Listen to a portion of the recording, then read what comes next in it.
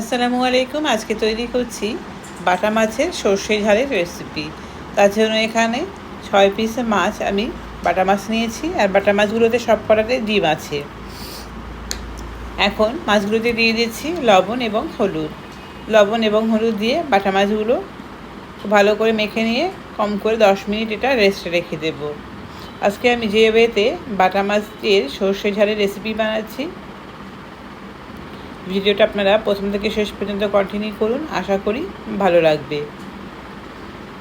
আর বাটা মাছ বাঙালির খুবই প্রিয় একটি মাছ,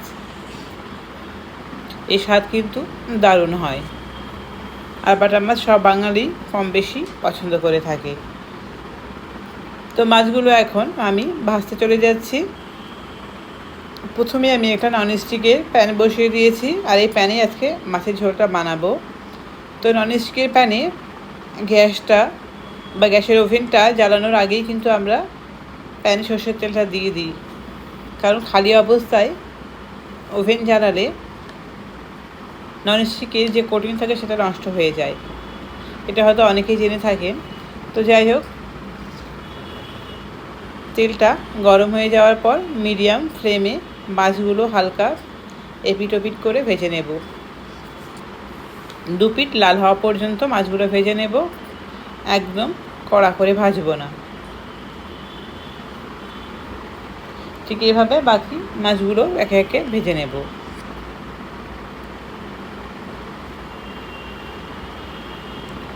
এখন দিয়ে দিচ্ছি এখানে হলদে সর্ষে। আমি এটা পানি দিয়ে ভিজিয়ে রেখেছিলাম 20 মিনিট মতো, সেটা ব্লেন্ডারে জাগিয়ে নিয়ে নিলাম।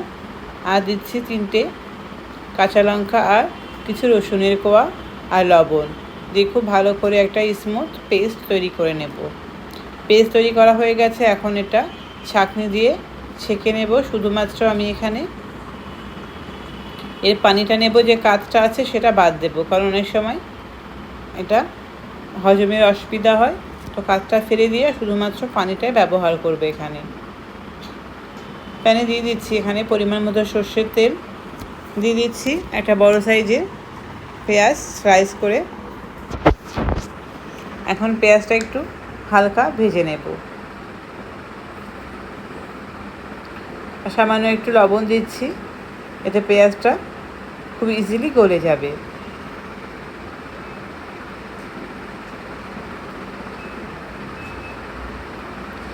খুব ভালো করে পেঁয়াজটা একটু হালকা ভেজে নিয়েছি।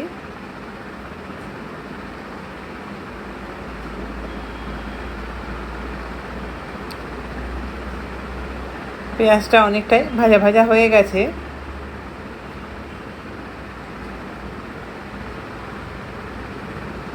পেঁয়াজটা যাতে না পুড়ে যায় তার জন্য এখানে পানি অ্যাড করলাম।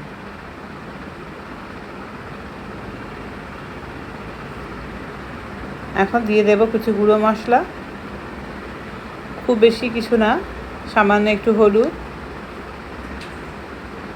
সামান্য ঝাল লঙ্কার গুঁড়ো আর জিরের গুঁড়ো। ব্যাস, এই 3টে গুঁড়ো মশলা এখানে অ্যাড করলাম। খুব ভালো করে মিক্স করে নিলাম।